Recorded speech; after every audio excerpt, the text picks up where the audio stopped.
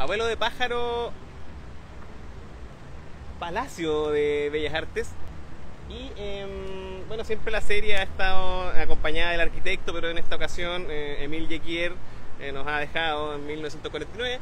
Entonces, recordarlo también en su natalicio, que fue ayer, 11 de enero, cumpliría 156 años. Entonces el programa está dedicado a él. Pero qué mejor que tener para que nos muestre el edificio que a Fernando Pérez, que es nuestro director del museo para este periodo. Fernando, muchas gracias. No, gracias a ustedes, gracias por el interés en el museo y en Emilio Jecquier.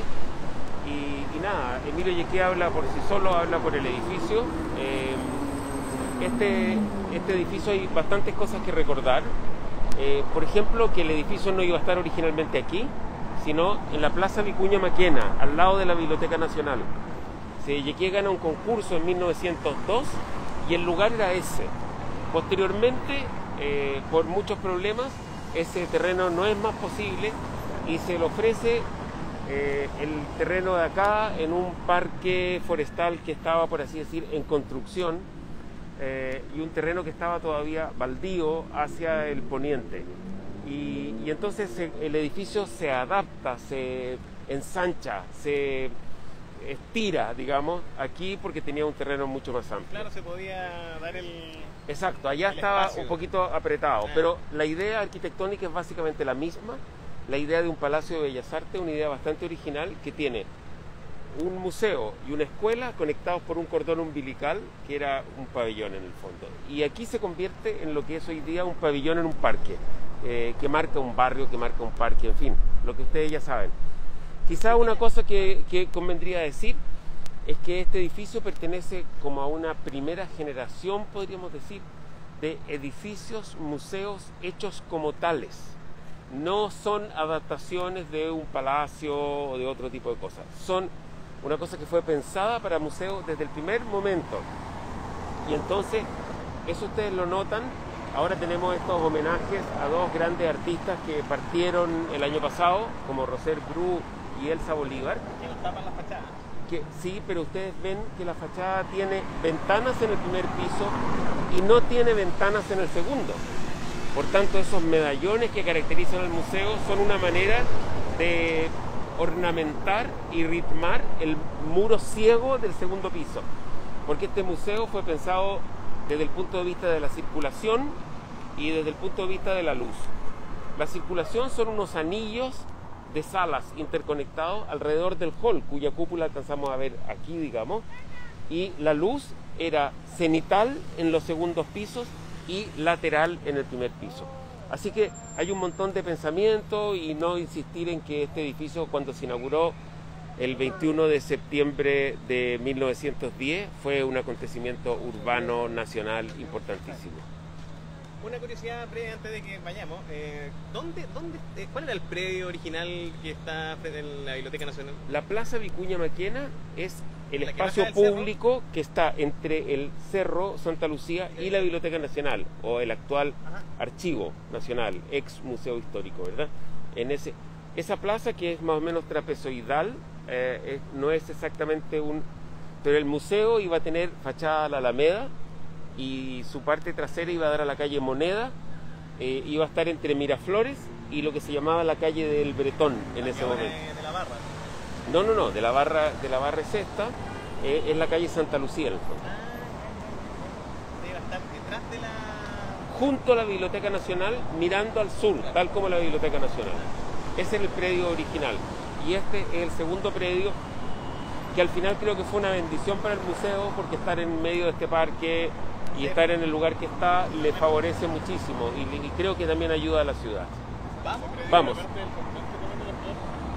Ese predio probablemente era parte del convento de las Claras también originalmente. Sí. Era grande. Exacto. Era una especie de manzana, digamos. Vamos. Aquí está lo divertido. ¿Cuál es la historia de esta calle? ¿Esta existió? Bueno, cuando el museo se hace, la calle ya está. El que pasa en auto por acá, poco ve se quejaban delante en el taxi.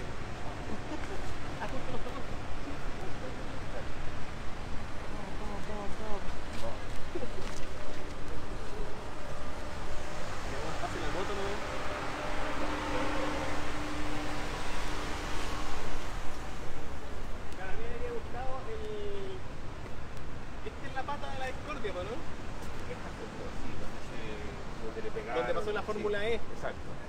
Pero no le quedó tan mal, no se nota mucho. Quedó fantástico.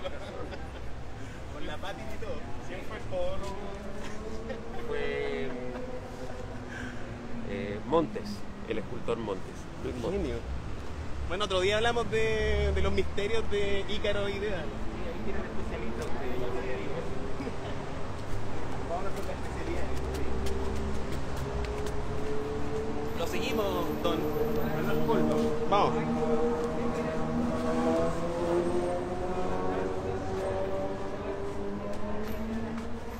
Tampoco sabemos la mesa de dónde salió. Hay varias cosas que no hay que investigar.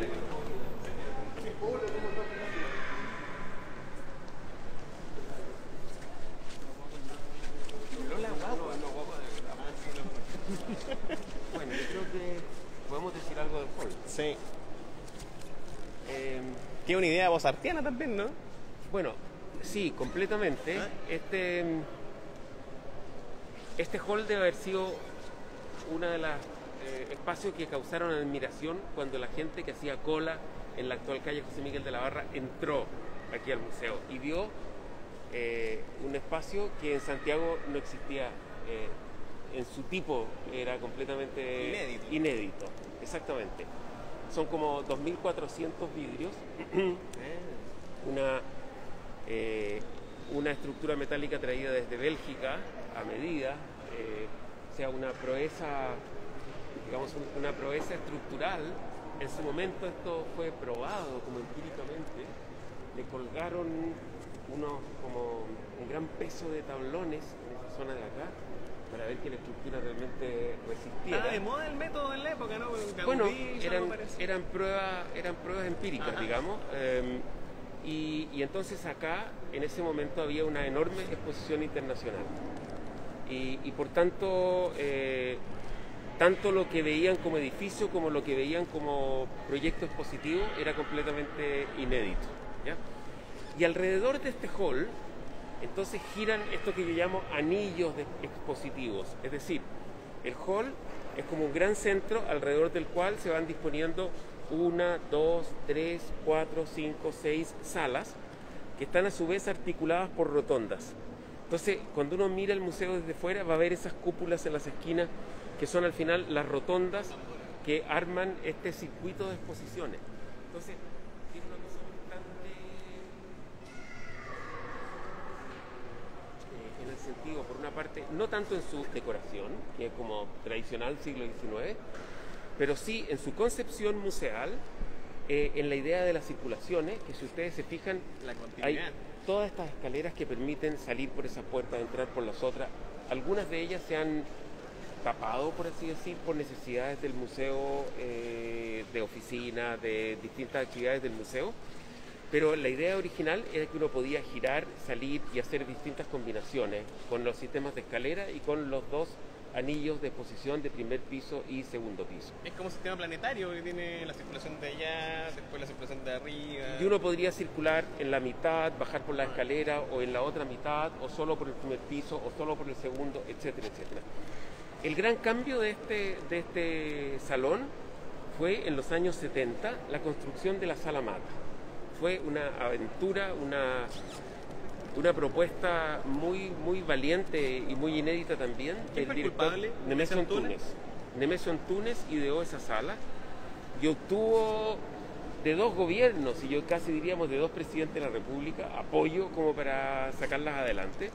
Porque imagínense lo que es este hall y ver acá un agujero gigante, hay fotografías de eso, y máquinas excavadoras, y bajar todo esto en un nivel menos. ¿Para qué? Para hacer una gran sala continua. O sea, pero a diferencia de...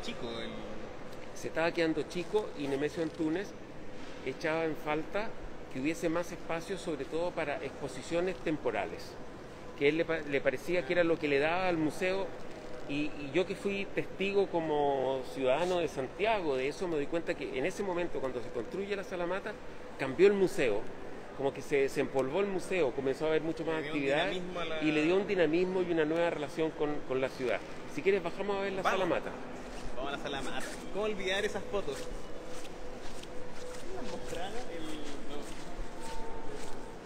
Cuando hicieron la Sala Mata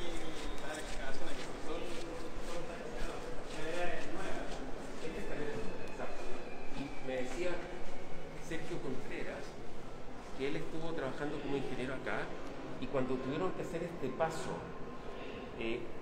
hacia la sala Mata, tuvieron que apuntalar las cariátides que caen sobre esos pilares. Y él dice que no dormía casi pensando que pudiera pasar cualquier cosa, que era un sismo. No dormía pensando en las cariátides. En las cariátides, exactamente. ¿Y él fue el arquitecto? Fue la sociedad constructora de establecimientos educacionales, porque el museo dependía del Ministerio de Educación. Se nota lo moderno de la... Y entonces,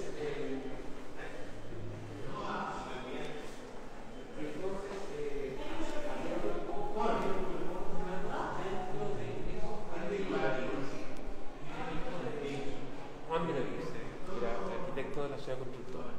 Acá hay una flaca que hacía la Fundación Consorcio Nacional. Bueno,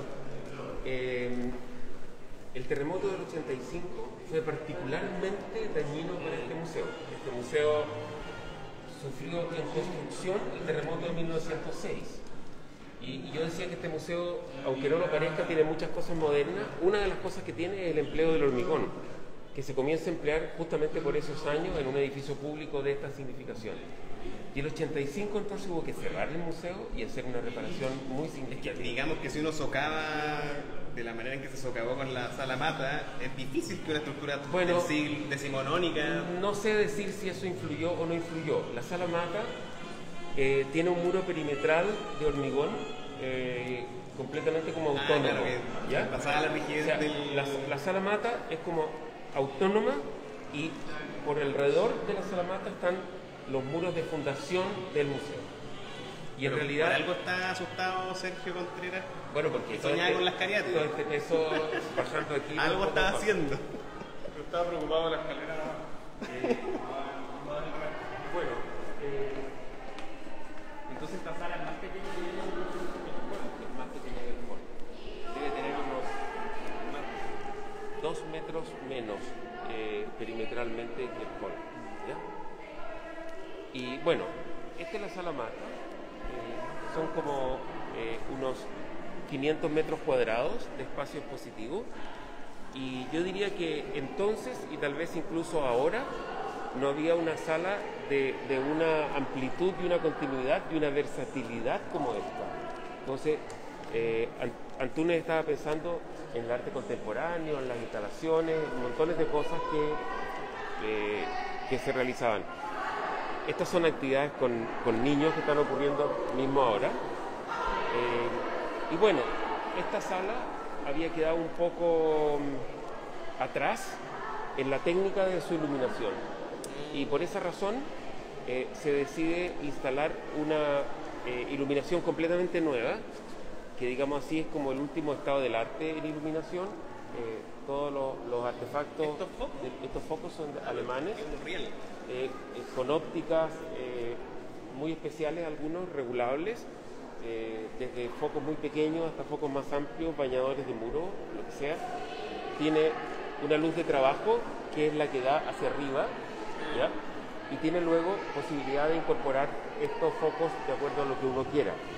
Pero una novedad también es que esa parrilla sobre la cual están los rieles de iluminación tiene una condición estructural y por tanto está pensada para eventualmente poder colgar de ella paneles y establecer distintas subdivisiones de la sala.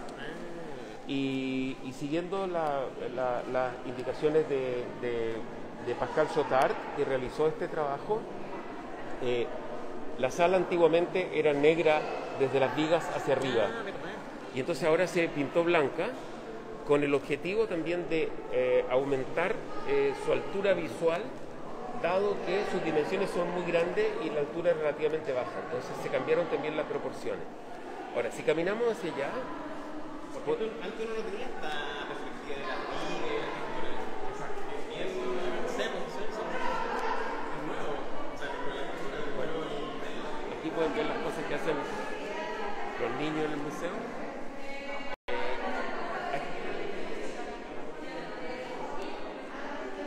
Que tenían 2 aberturas en cada uno de los extremos de la sala. De manera que esto estaba pensado para poder ver desde aquí la cúpula. Hay una losa colaborante que se introdujo en un momento dado. ¿Y eso se acabó en el terremoto? Yo creo que fue yo creo que fue probablemente en la reparación del 85, pero tenemos que verificar exactamente cuándo fue, o sea, 85, que al final es bastante tiempo después, porque fue una reparación larga. Y entonces eso permitió dar continuidad total al hall, que había quedado con dos como balcones, dos agujeros. ¡Qué maravilla! Y a la sala también, sí, desde el punto de vista plástico y arquitectónico y espacial era muy bonito, porque tenía la conexión entre los dos pisos. Tal vez desde el punto de vista expositivo complicaba las cosas. Estaba vidriado, era abierto directamente. Se escuchaba todo y pasaba la luz y en fin. Así que esta es la nueva Sala Mata, que está en este momento con una exposición de Francisco Méndez Lavé, una retrospectiva de 70 años de trabajo de este personaje que fue profesor de la Católica de Valparaíso. Sí, él es de los fundadores de la Escuela de Valparaíso, pero al final deriva hacia la pintura, y es también el autor, lo podemos ver aquí, de las dos versiones del Museo Cielo Abierto de Valparaíso.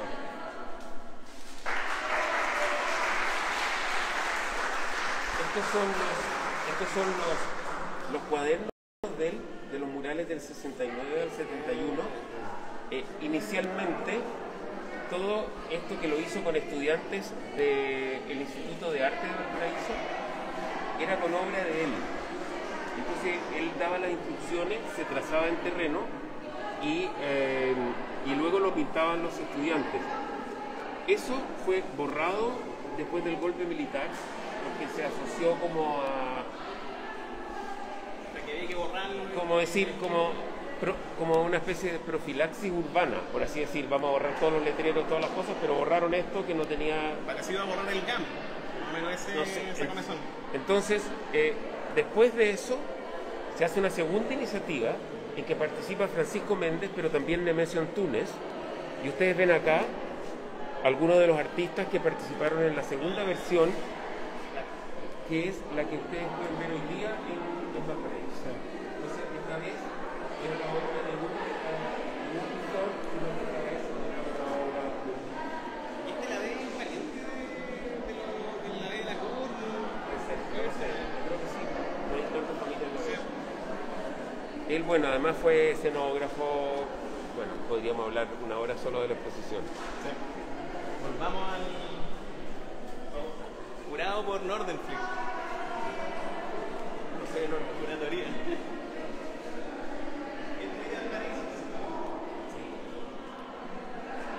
Bueno, Vamos a... ya.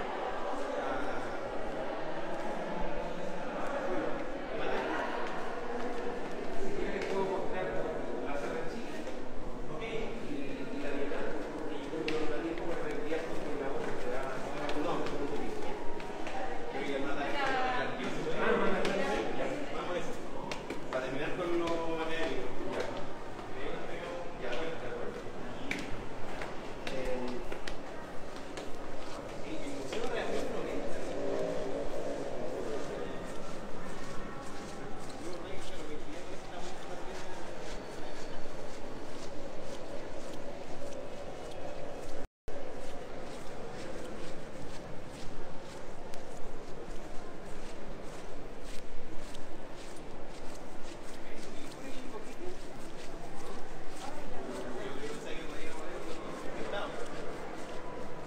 Esto es se llamó una aproximación a Claraboya. ¿Ya? Porque en el fondo se trata de una investigación en curso. Del 71. Hay que situar en contexto, justamente la Sala Mata se está terminando. Todavía quedaban aquí algunos escombros, se estaba terminando el piso acá. Con ocasión de la construcción de la Sala Mata también, y con ocasión de lo que ocurría en Chile desde ese momento, digamos, visitó Chile y el museo mucho Roberto Mata, que recibió el nombre de la sala. O sea, había toda una conexión Antunes-Mata. Y en ese momento Mata incluso hizo algunas obras con materiales vinculados a la sala mata, por ejemplo, extrayendo escombros o tierra o ese tipo de cosas. Entonces, ¿esos eran los murales? No, el mural es otra cosa, son algunos cuadros que están acá. Las arpilleras se llaman, sobre unas arpilleras, son unas obras muy delicadas, muy matéricas, digamos, como esa sobre el Afuerino, por ejemplo, que es una especie de crucifixión hecha por él sobre una especie de sustrato de barro. Bueno, muy vinculado a eso, pero sin que se llegaran a encontrar, visita también el museo Gordon Matta Clark, que es el hijo de Roberto Matta. ¿No eran tan cercanos? ¿Entre ellos? No, porque Roberto Matta ya no estaba con la madre de Gordon, etcétera, digamos. Pero de manera que existían esas relaciones complejas. Además, padre artista, hijo artista, etcétera, etcétera. Entonces, Gordon Matta Clark le pide, o Antunes le ofrece, no se sabe muy bien, hacer algo. Eran los inicios de Gordon Matta Clark. Gordon Matta Clark estaba probando, había hecho cosas en Nueva York, tenía contacto con diversos grupos de artistas, había trabajado con distintas cosas, digamos. Y acá él hace una propuesta de intervenir esta escalera, que está justo como en esos huecos que se produce entre el hall y las rotondas, ¿ya? Quedan como unos triángulos, ¿no? Un descalce de trazado. Entonces él lo que aparentemente intenta, por las descripciones que hay, pero que nunca hemos comprobado si se pudo llegar a concretar, es llevar la luz desde arriba, desde la cubierta, hasta el sótano del edificio. Con espejo era el asunto. Claro, o sea, entrando con una serie de espejos. Estas son las fotografías de la intervención en el momento. Son fotografías que tomó Gordon Matta Clark. Pero a pesar de que esto se dice, es sumamente curioso que todas las fotografías de Gordon Matta Clark están tomadas en este lugar. Por tanto, tal vez nunca llegó con la luz abajo, sino que hizo una apertura arriba, hizo este juego de espejo y luego también hasta ahí llegó y se quedó fascinado con todas las posibilidades de este juego de espejos, digamos, ¿no? Hizo también algunas intervenciones en los muros, de los cuales quedan algunas huellas detrás y que se muestran aquí en algunas fotografías. Vamos a ver. Entonces, lo que se ha logrado reconstruir aquí con sumo cuidado es la fotografía del juego de espejos. Ustedes pueden ver unos planos, otros inclinados, unos verticales, que son, y con los tipos de sujeción que Gordon Matta también, se fijan ustedes, realizó. Entonces, lo que se ha logrado es decir exactamente dónde estaban los espejos y... ¿Pero el boquete llegó hasta arriba o no? El boquete supuestamente llegó hasta arriba, pero no estamos seguros de que bajó hasta abajo. Y de hecho, él mismo aparece fotografiado adentro de uno de los boquetes, ahí, en un espejo. Entonces, yo creo que el hecho de que todas sus fotografías son de este lugar, son bastante demostrativas de que hasta aquí llegó. No logró reconocer la dimensión del edificio. Porque se edificio. decía que quería llegar a un urinario que estaba en la zona de servicio abajo. Pero en todo caso, su intención se entiende bien. Es llevar la luz desde el cielo hasta los sótanos, por así decir, con todo lo que eso tiene de implicación social o lo que sea, digamos. Pero es también un trabajo relativamente inaugural en estas como aperturas, que va a ser lo típico que Matta Clark hace en los años siguientes. Este es el primero de las sustracciones, entonces. Puede ser el primero de las sustracciones. Sí. Exacto. ¿No se puede tener una toma del boquete? Se podría tomar lo que saltó hacia arriba.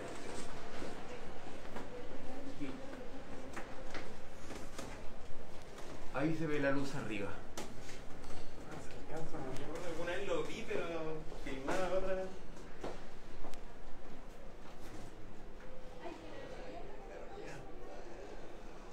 No se alcanza a ver. Pero nosotros Se adivina por los ductos, esos conductos, ¿no? Sí, ha Cañería. sido Francisca Cortines y Magdalena Vergara, que están en un video ahí, que han estudiado con mucho cuidado la foto, las posiciones de los espejos, etcétera. Pero no hemos logrado... Ellas instalaron esta... Sí, y no hemos logrado establecer con claridad a dónde, porque ese boquete, por ejemplo, llega hasta esta rosa, no sí. sigue para abajo. Y no podía. Y por ese tampoco se puede pasar. Entonces, digo, a lo mejor la cosa quedó aquí. Claro, No eso sabemos es lo que sabemos hasta ahora. No Exacto. llegó al urinario, ¿no? Tal vez no. Matta Clark no llegó al urinario.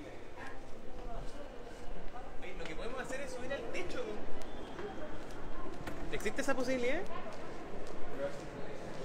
Ah, ok. Llamar a la persona que está a cargo, subirse, ponerse todos los aparatos de... Ya, entonces, ahora viene la parte de identidad.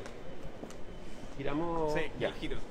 Entonces Giro. partamos Esta es una por... visita guiada por Fernando Pérez por el museo. Vamos, a ver qué tenemos. Bueno, aquí lo que vamos a ver es básicamente las instalaciones de la Bienal de Artes Mediales en su versión número 15, 15ª, ¿ya?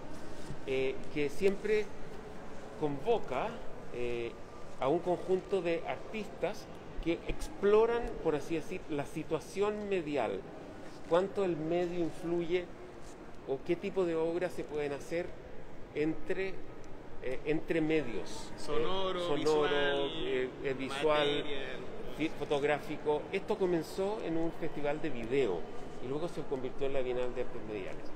Entonces, ¿Era la Bienal de video al principio? y originalmente era una bienal, sí, era un festival de video.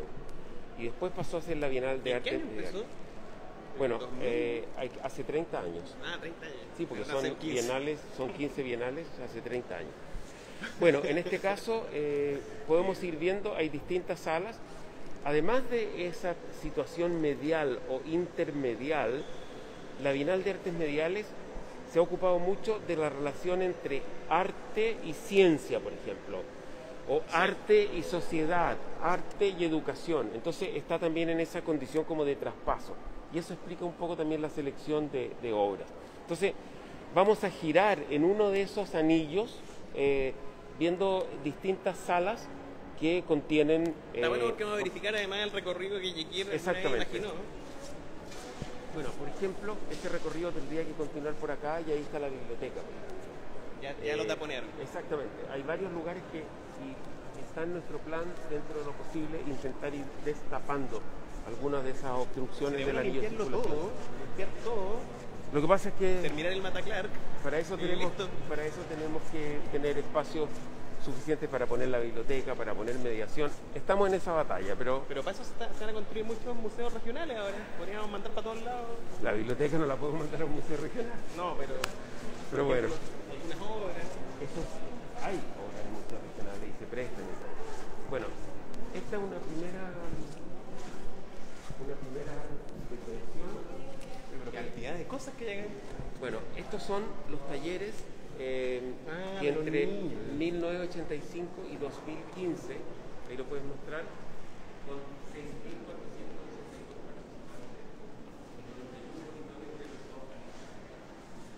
Alicia Vega, cuadernos de Alicia.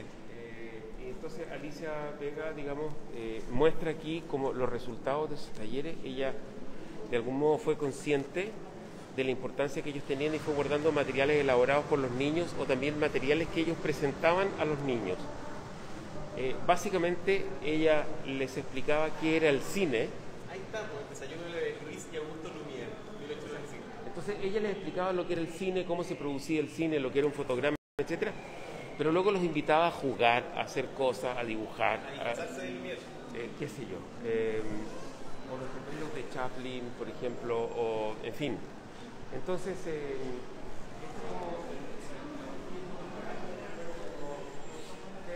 película 100 niños esperando un tren de Agüero. Recomiendo verla, porque Agüero filmó en acción a Alicia Vega. Esa película es notable, de antología, digamos. Entonces ahí se muestra ese tipo de cosas que están viendo ustedes acá. Por ejemplo, como ella les mostraba lo que se llaman los zootropos.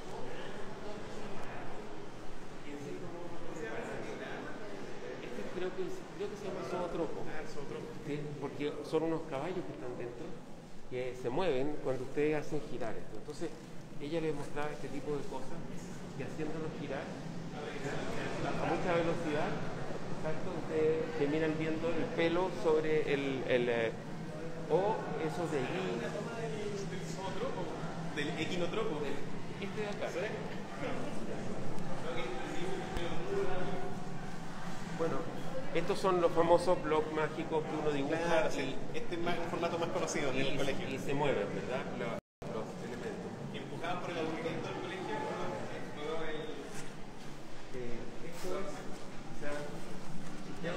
Aquí, si ustedes enfocan ahí y yo quiero esto. Y además tenemos una ventana del cine. Acá se ve, igual de planta de no sé qué, pero se así en movimiento. Que se viene a ver.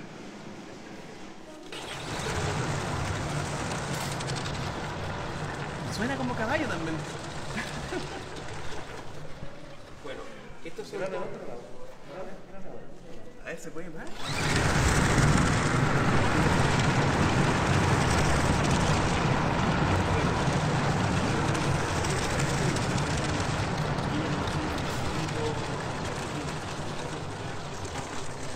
aulas y luego todos los objetos que forman parte del cine. A mí lo que me emociona mucho, ahí está el juego del bloc mágico, el juego del kinetoscopio, el invento del cine. Entonces, allí están los talleres y los niños que participaron en cada uno de los talleres, en esa especie de friso, Pudahuel 95, La Chimba 94. Empezó el ranking el 85.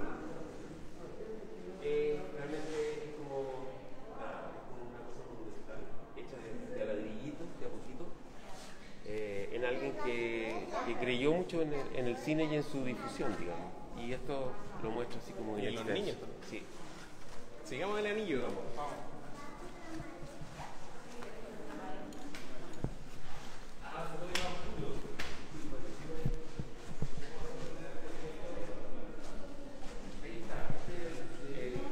Festival Franco-Chileno de así Video es. de Arte.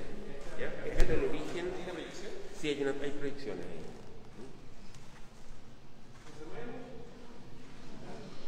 Son varios videos de la siguiente, porque si no vamos a demorar. Yo creo que esto es como interesante porque Es un proyector atrás, un telón.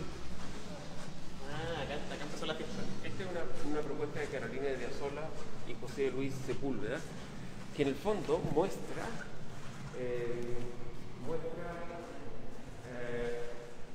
¿cómo decirlo? Desde la fotografía hasta el cine análogo y el cine digital. Entonces, esto funciona no puede funcionar siempre porque se calienta. Pero en el fondo es una proyectora tradicional y ahí los asistentes y los niños pueden ver lo que era el cine, lo que era el cine del celuloide. Y del celuloide pasa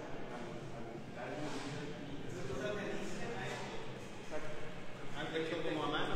Este es como un juego que va cambiando, pero que siempre va mostrando las distintas como posibilidades que se articulan, por así decirlo, alrededor del cine. Ahí esto es un incendio.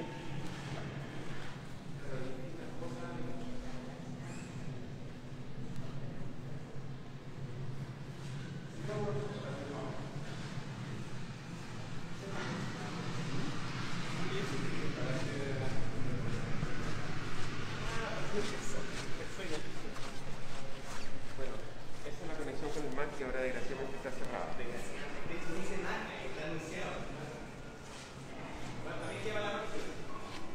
Mac Online.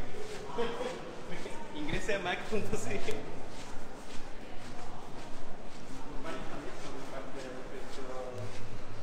baños subterráneos están allá? Sí, sí, porque los baños son. A Yeguén no le importaba. Había unas escaleras que bajaban por ahí a unos baños, antiguamente, antes que hiciera la sala Mac. Y esos baños se hicieron ahí y después se ampliaron. Lo amplió Marcelo Sarovich. Sarovich trabajó en la impresión de los baños del museo. Wow. Bueno,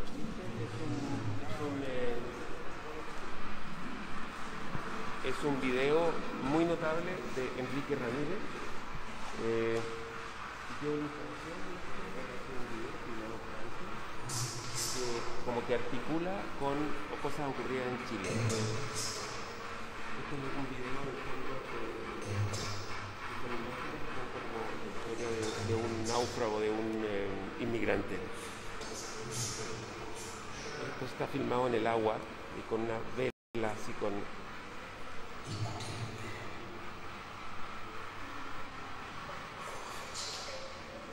Esto es como ir de Cuba a Estados Unidos, algo así. Sí, o de África Claro. a Francia. Esto está hecho en Francia y este video se mostró en el Pompidou.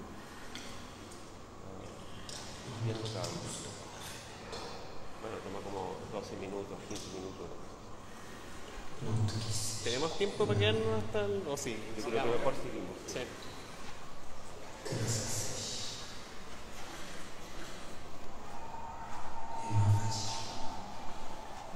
Hay todo un tema con la vela, porque al final el video que tiene una vela gira como lugar animal.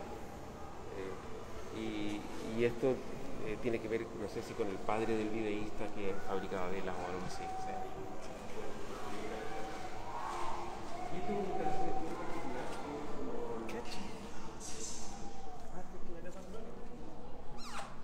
Es un faro, es literalmente un faro. La reconstrucción de las lámparas que tenían los faros dentro. Exacto, con los pocos artesanos que quedan y que hacen esto. Y que en cierto modo actúa al revés porque uno queda encandilado cuando uno entra acá, digamos. De hecho, acá es la Carta Antonia. Sí. ¿Viste la Carta Antonia? Sí. No. Y acá. Llegó hermoso. Saludos, amigas. Saludos. En verdad no tiene... No, son potentes. Tiene otro espacio.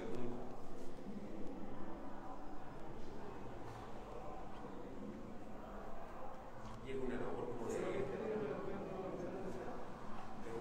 un objeto lumínico, por así decirlo. Fantástico.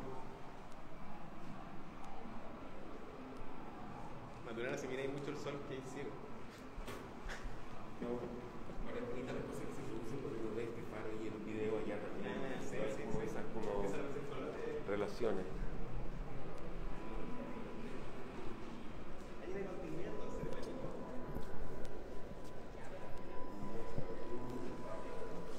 Bueno, y en esta sala hay un conjunto de cosas. Estas son una de las series de fotografías que Alfredo Yáñez tomó de la iglesia.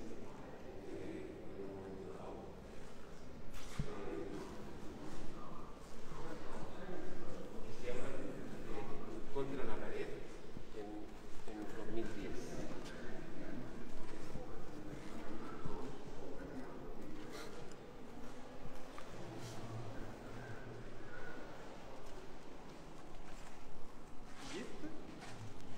Y esta es una fotografía de Mónica Echeverría. Es una historia porque Mónica Echeverría murió más o menos en los sucesos de octubre y noviembre, no sé qué, y con toda la discusión y el impacto público que se produjo con los problemas visuales de la gente. Pero hubo un artista que se dedicó a hacer esos parches rojos, digamos, ¿no? Y los repartió por muchos lados. Y también le dio uno a Carmen Castillo, que es la hija de Mónica Echeverría, y resultó que Mónica Echeverría tuvo un accidente doméstico que le costó un ojo, se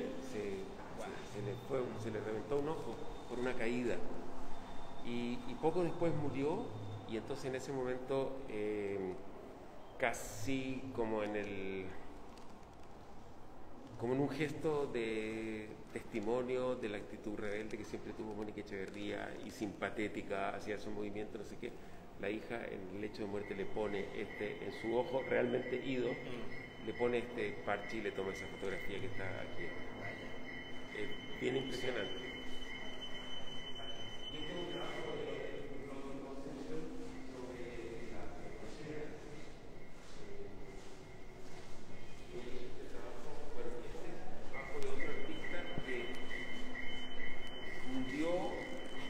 En bronce algunos restos de las barricadas con fuego.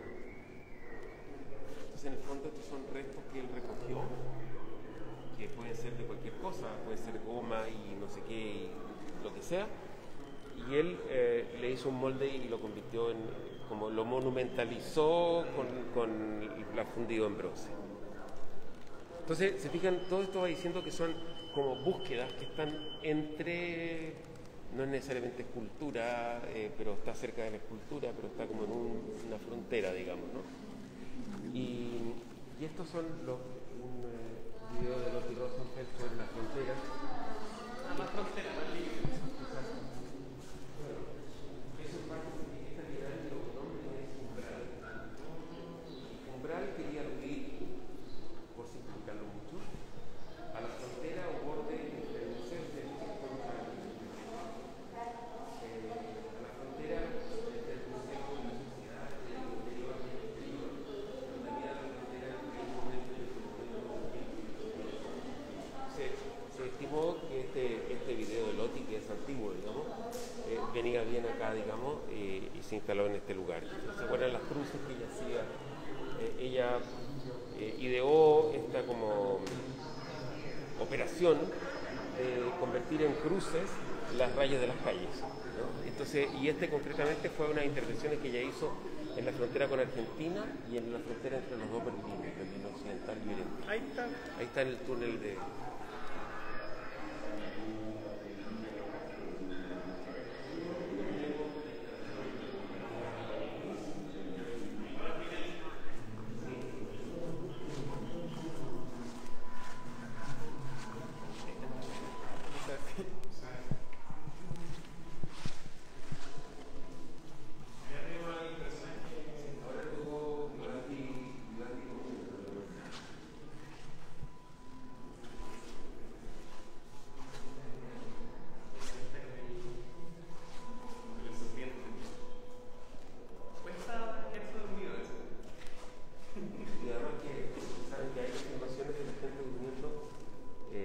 aceleran los movimientos que uno hace cuando duerme, y en el fondo uno se mueve mucho cuando duerme, pero claro, si te lo muestran en un segundo no ves nada, pero si te muestran una noche entera en 5 minutos, ves un señor, claro, haciendo todo tipo de cosas.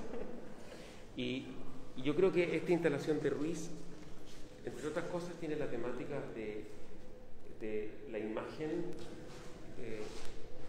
y el trasfondo de la imagen y los objetos. O sea, como aquí hay una cama también, y en el fondo una proyección sobre la cama. Exacto. Entonces, aquí es una reconstrucción de una suerte de capilla, con una suerte de sacerdote o predicador, que tiene además la imagen de un autorretrato de Van der Weyden, el pintor, puesto como tras la imagen, y por tanto aparece de cuando en cuando. Si uno lo sabe, empieza a ver que está la imagen siempre. Y es como la identificación de un autorretrato que aparece en un grupo de Van der Weyden, y Ruiz, que era muy erudito en pintura, poesía, literatura y música, la decisión de aquí.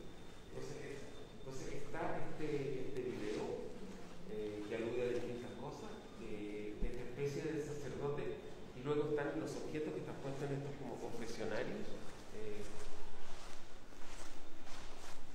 A ver, pero ahí está por ejemplo el Van der Weyden de nuevo, que uno podría decir, a ver, que está la imagen y están los objetos, pero está también los mundos personales, como si también los confesionarios fueran algo que tiene que ver con los mundos personales, con lo que una persona lleva adentro, digamos, de alguna manera. Entonces, uno tiene este mundo y uno se asoma por estas cruces iluminadas y ve adentro estos como escenas de vida cotidiana de distintos tipos, ordinarias, con una serie de objetos que son en cierto modo datados también, ¿no? O sea, me hace recordar también esas maquetas que hicieron los pesos de los departamentos, con los muebles de cada familia, ¿no?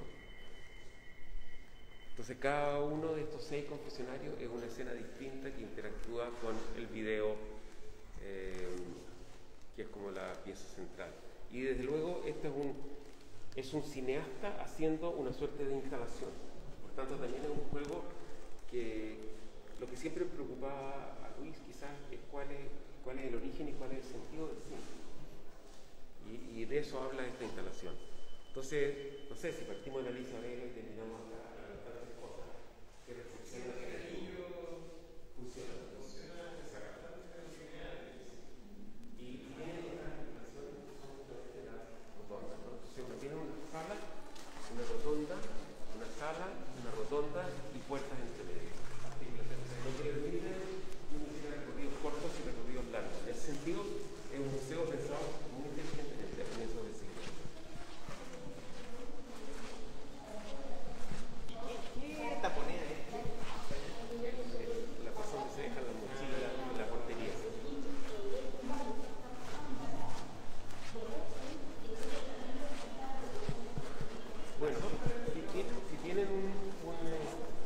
pero justo en la hora. Pero les puedo mostrar al menos arriba la sala Chile, porque hay una operación que es la primera recuperación de la iluminación cenital, que les puedo mostrar. ¿Ya? Y de allá. Y listo.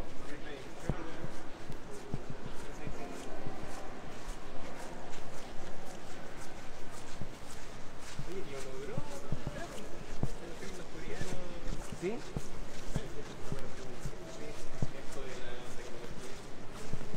Como que se adaptan a la oscuridad, ¿verdad? Entonces, ¿Cómo se llaman? ¿Ya está?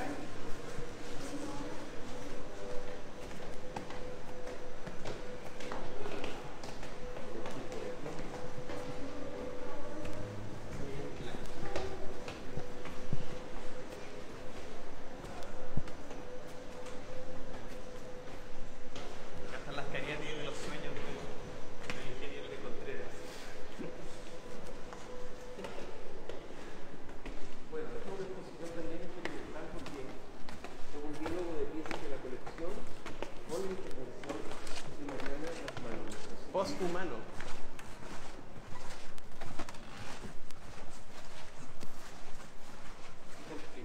Ah, pero qué bueno. Y entonces, esto abrimos por primera vez, estos estaban tapiados también. Entonces la sala cobró una...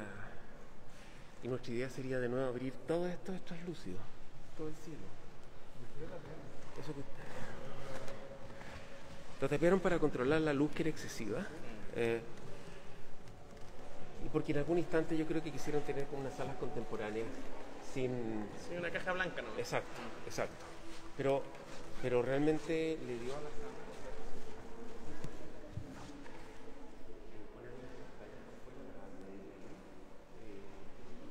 Y ya con esa pequeña intervención la sala adquirió un sentido muy distinto y muy próximo a lo que era originalmente. Y nosotros pensamos que midiendo el acceso de luz con tecnología contemporánea y con un manejo de luz artificial podemos recuperar esos cielos que eran translúcidos, que eran muy bonitos, que hay que muchos museos en Alemania y en otras partes los han recuperado y los tienen hoy día. Así que aquí está un poco también el juego entre la colección del museo y un artista contemporáneo, con el tema de la muerte, el dolor, las intervenciones médicas, en fin. Hay un colchón ahí. Ese colchón está hecho con impresiones que se hacen en China, con labios y con...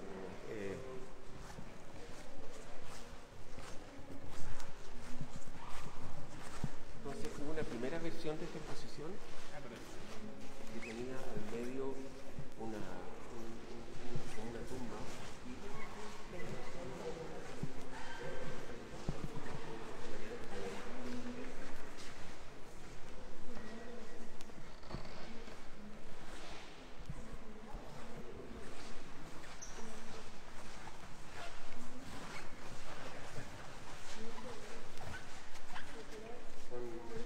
Está hecho cosiendo toda esa...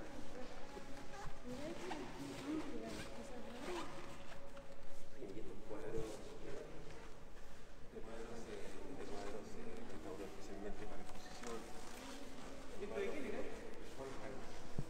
Un pintor chileno que vivió en París y que pintó sobre todo escenas, aquí hay dos cuadros de él, escenas como de teleserie, por así decirlo. O sea, en este caso un amante que es matado por el marido que llega algo tiene de las escenas de Ruiz abajo, con esa lámpara de muselina, los cortinajes, el mundo, los guantes del señor allá abajo. O sea, de hecho, inspirado en este cuadro se hizo el próximo libro para contar las historias que detonan en esto. Y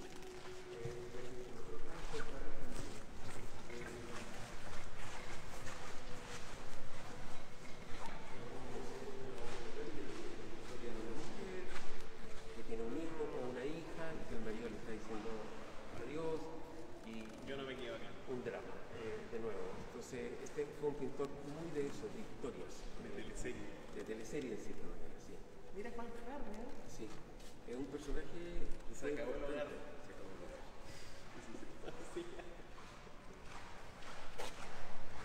Bueno, por ese mismo se utilizaron las cédulas hechas en mármol, como se utilizan en las tumbas. cuidadosos, digamos. Así que nada, yo creo que con eso los dejo con la idea del museo. ¿Ya? Muchísimas gracias. Gusto enorme. Fernando Pérez. Chao, chao. Que estén muy bien y que sigan llevando adelante sus programas. ¿Ya? Vamos a tener que juntarnos de nuevo. Muy bien, yo estoy dispuesto. Chao, chao. Y nosotros seguimos ahora. ¿Bajemos? Vamos. ¿Se acabó? Bueno, eso fue entonces la visita de hoy. Abuelo de pájaro número Bellas Artes. Oye, impactante el Juan Harry, ¿no? Qué genio.